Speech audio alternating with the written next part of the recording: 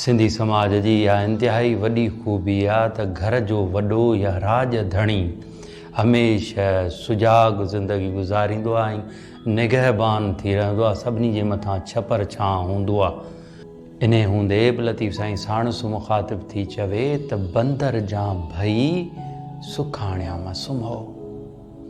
भई भव मां निकिती आहे, भव यानी डपु, ख़ौफ़, ख़तरो। बंदर इस्तिलाहन इस्तेमालु थियो आहे यानी ॾेह।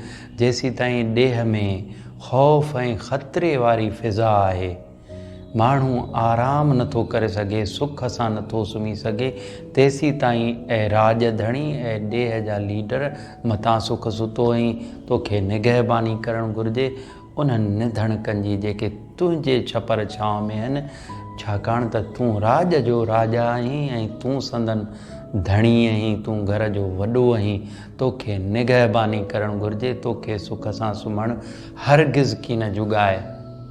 कपर थो कुन करे जीअं माटीअ मंझि मही।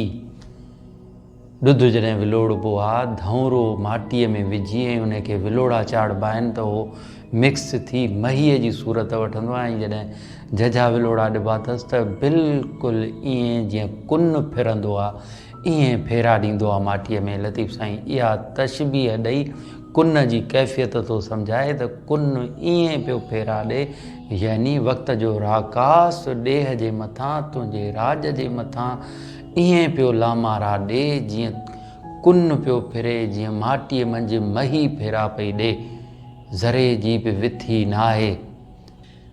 एॾो सूर सही निंड न कजे नाखवा।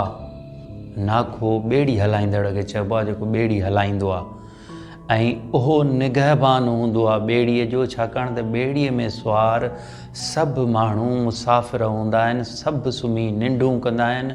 हू न रुॻो मंज़िल ते अखि रखंदो आहे, पर नखटनि खे ॾिसी पंहिंजो रस्तो मुतयन कंदो आहे। गॾोगॾु दरिया जे लहरुनि, ख़ौफ़, ख़तरनि ते बि चौकसीअ वारी अखि रखी सुजाॻ ज़िंदगी गुज़ारींदो आहे। तॾहिं सभई सुख सुम्हंदा आहिनि ऐं मंज़िल ते तोड़ पुॼंदा आहिनि। बिल्कुलु ईअं ई जेको असांजो निगहबान आहे, जेको असांजो नाखो आहे, जेको घर धणी आहे, जेको राज धणी आहे, उन खे बि घुरिजे त सुजाॻ थी पंहिंजे ॾेह धणियुनि खे आराम कराए, पाण सुजाॻ थी मथिन निगहबानी करे, पंहिंजे मंज़िल मुतयन करे, रस्ते जे ख़ौफ़नि ख़तरनि ते हिकिड़ी खुली अखि रखे। इहा आहे असांजे नाखे, असांजे निगहबान जी ड्यूटी जेका लतीफ़ साईं मुक़ररु थो करे। साईं बॻो पांग जो इन सिलसिले में हिकिड़ो बैत आहे, चयईं त आऊं न अरहो ईअं त सुख न सुम्ही। आऊं इन में मूंखे अराही कान थी थिए त तूं को सुख सां आराम न करीं, पर मूंखे हैरत आहे, अचरज में आहियां त कुख में कुतो कान, पोइ बि थो सुम्ही।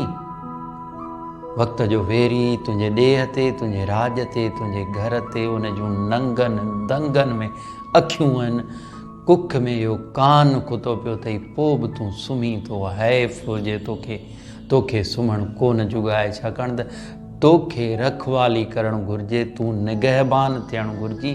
तूं जे सुतें त पोइ हुननि जो छा थींदो जेके मासूम आहिनि, जेके तुंहिंजे पोयां आहिनि, जेके बेयारो मददगार आहिनि। बंदर जा भई सुखाणिया मां सुम्हो। कपर थो कुन करे जीअं माटीअ मंझि मही। एॾो सूर सही निंड न कजे नाखवा।